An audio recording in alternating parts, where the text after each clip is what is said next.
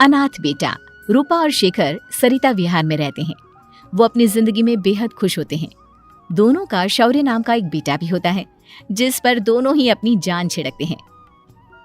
शेखर, अब तो आप शौर्य को अपनी गोद से नीचे उतार दीजिए, उसके सोने का टाइम हो रहा है। नहीं रूपा, इसे मेरे पास ही रहने दो प्लीज। मैं थोड़ी देर में इसे बिस्तर में सुला दूंगा। लेकिन कल सुबह आपकी ऑफिस में मीटिंग भी तो है ना, और इसके लिए आपको कल जल्दी भी तो निकलना होगा। जाइए, आप भी जाकर सो जाइए। क्या यार, अभी तो मेरी गोद में आया था मेरा बेटा और तुम उसे लेकर जा रही हो। बाद में कर लेना अपने बेटे से प्यार, अभी जाकर सो जाइए। रूपा शेखर से शौर्य को ले रही होती है कि तभी शौर्य रोने लगता है। शौर्य को रोता देखकर रूपा उसे फिर से शेखर को थमा देती है। आपका बेटा ना एक नंबर का नौटंकी है, बिल्कुल आप पर गया है वो। साफ बोलो ना, तुम्हें जलन होती है हम दोनों बाप बेटे का प्यार देखकर। पहले बड़ा तो होने दो तुम शौर्य को, फिर देखना वो सबसे ज्यादा मुझे ही प्यार करेगा। देखते हैं। ऐसे ही दिन बीतते चले जाते हैं और एक दिन कैंसर की बीमारी के चलते रूपा की मौत हो जाती है। अब शौर्य 3 साल का हो चुका होता है, जिसके कारण उसकी दादी शेखर पर दूसरी शादी का दबाव बनाने लगती है। शेखर, शौर्य अभी बहुत छोटा है और उसे इस समय एक माँ के प्यार की बहुत जरूरत है। माँ, मुझे दूसरी शादी नहीं करनी। क्या पता जो दूसरी औरत आएगी वो मेरे बेटे को एक माँ का प्यार दे या ना दे। तो रूपा की छोटी बहन वैशाली से ही शादी क्यों नहीं कर लेता? वो तो शौर्य को एक माँ का प्यार पूरा दे सकती है ना। मैंने कहा ना माँ, मुझे दूसरी शादी नहीं करनी, और अपनी ही पत्नी के बहन से तो हरगिज नहीं। ऊपर से अगर रूपा देख रही होगी तो वो क्या सोचेगी? अपने लिए ना सही, लेकिन तुझे शौर्य के लिए तो शादी करनी ही पड़ेगी ना बेटा। शेखर कुछ कहता उससे पहले ही अंजुमन उसे रूपा की कसम दे देती है, जिसके आगे मजबूर होकर शेखर शादी के लिए हामी भर देता है। देखो वैशाली, मैंने तुमसे शादी सिर्फ अपने बच्चे के लिए की है। मैं चाहता हूँ कि तुम उसे एक माँ का भरपूर प्यार दो। शौर्य, आपके साथ साथ मेरा भी कुछ लगता है। अगर आप मुझसे शादी नहीं भी करते तब भी मेरा प्यार शौर्य के लिए कभी कम या ज्यादा नहीं होता। शादी के कुछ दिनों बाद ही शेखर की माँ की भी मौत हो जाती है। वैशाली शौर्य को एक माँ से भी बढ़कर प्यार देती है। शौर्य को लेकर वैशाली का यूं निस्वार्थ प्यार देखकर शेखर को भी उससे प्यार हो जाता है और कुछ सालों बाद शेखर और वैशाली का भी लड़का हो जाता है। लेकिन इसके बाद वैशाली का शौर्य को लेकर बर्ताव बदलने लगता है। वैशाली, मैं देख रहा हूँ तुम आजकल शौर्य का जरा भी ध्यान नहीं रख रही हो। मुझे पता नहीं था कि आदित्य के होने के बाद तुम इतना बदल जाओगी। आदित्य मेरा अपना सगा खून है और शौर्य दीदी का, फिर मैं दोनों में अंतर कैसे नहीं करूं? माँ भले ही दोनों के अलग अलग है, लेकिन पिता तो एक है ना। अगर मुझे पहले पता होता कि तुम इतनी जल्दी बदल जाओगी तो मैं कभी तुमसे शादी ही नहीं करता। हाँ, तो किसने कहा था आपसे मुझसे शादी करने के लिए? मैं थोड़ी ना आई थी आपके पास, आपकी माँ ही आई थी मेरे घर आपका रिश्ता लेकर। वैशाली, मुझे तुमसे ऐसी उम्मीद नहीं थी।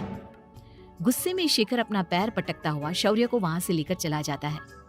पापा, मम्मा मुझसे प्यार क्यों नहीं करती? क्या मैं उनका सगा बेटा नहीं हूँ इसलिए मुझसे प्यार नहीं करती? मम्मा नहीं करती तो क्या हुआ बेटा, पापा तो करते हैं ना आपसे प्यार। कुछ दिनों के बाद, आज तुझे खाना पीना कुछ नहीं मिलेगा, चल चुपचाप से अपने रूम में जाकर सो जा। माँ, अब भाई को खाना क्यों नहीं दे रही हो? बेटा तू आराम से खाना खा, इस नालायक की चिंता मत कर। एक दिन खाना नहीं खाएगा तो मर नहीं जाएगा ये। अगर भैया नहीं खाएंगे तो मैं भी नहीं खाऊंगा। तू अपने भाई का भक्त क्यों बन रहा है? ये तेरा सौतेला भाई है, सगा नहीं जो तू लक्ष्मण बन रहा है। माँ, आपको इतना भी नहीं मालूम? श्री राम और लक्ष्मण सगे भाई नहीं थे। श्री राम माता कौशल्या और लक्ष्मण माता सुमित्रा की कोख से जन्मे थे। दोनों के सिर्फ पिता एक थे, लेकिन माँ अलग थी। मुझे ज्यादा ज्ञान देने की जरूरत नहीं है, ये सतयुग और त्रेता युग नहीं है, समझे? आया बड़ा भाई का चमचा। इतना कहकर वैशाली वहां से चली जाती है, जिसके कुछ टाइम बाद शिखर वहां आता है और आदित्य उसे सारी बात बताता है। मुझे माफ कर दो शौर्य, तुम्हारी माँ के जाने के बाद मुझे दूसरी शादी का फैसला करना ही नहीं चाहिए था। अगर मैं दूसरी शादी नहीं करता तो शायद आज तुम्हारी ये हालत ना होती। नहीं पापा, अगर आप शादी नहीं करते तो मुझे आदित्य जैसा छोटा भाई कभी नहीं मिलता। थैंक यू मुझे इतना अच्छा भाई देने के लिए। तुम दोनों हमेशा ऐसे ही साथ रहना, फिर कोई भी तुम दोनों का कुछ नहीं बिगाड़ पाएगा। चलो मैं तुम दोनों को आइसक्रीम खिला कर लाता हूँ, बहुत भूख लग रही है ना। शिखर शौर्य और आदित्य को आइसक्रीम दिलाने लेकर जाता है।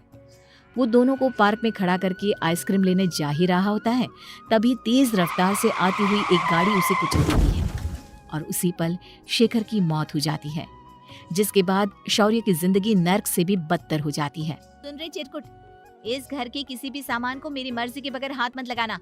इन सब पर अब तेरा कोई हक नहीं है, समझा? ठीक है माँ, मैं आपकी इजाजत के बगैर किसी चीज को हाथ नहीं लगाऊंगा। चल जाकर अब पूरे घर की सफाई कर।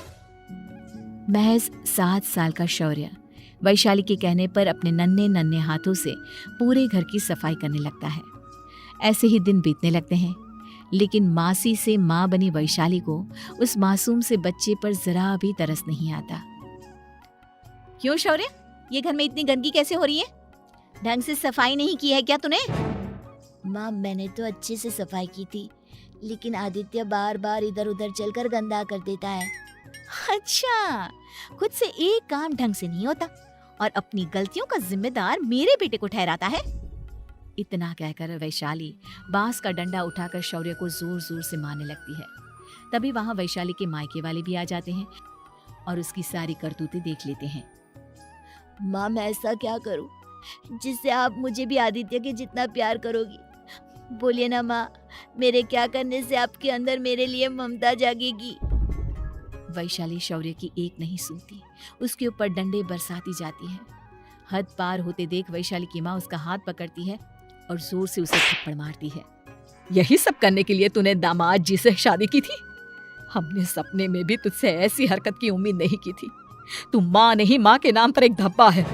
बस कीजिए माँ, आदित्य के इस दुनिया में आने से पहले मैंने इसे बहुत प्यार किया था, लेकिन अब जब मेरी खुद की औलाद है तो मैं किसी और के बच्चे से प्यार क्यों करूं?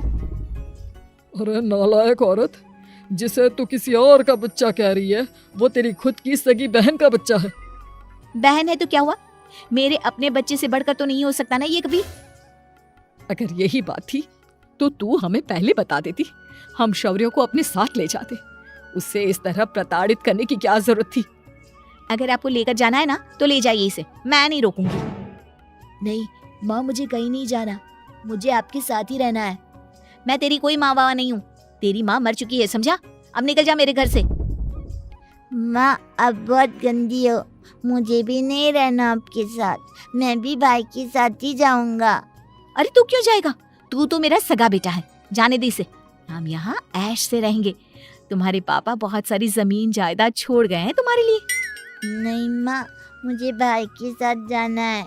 आप अच्छी नहीं हो, आप बहुत बुरी हो, आप भाई को बहुत परेशान करती हो।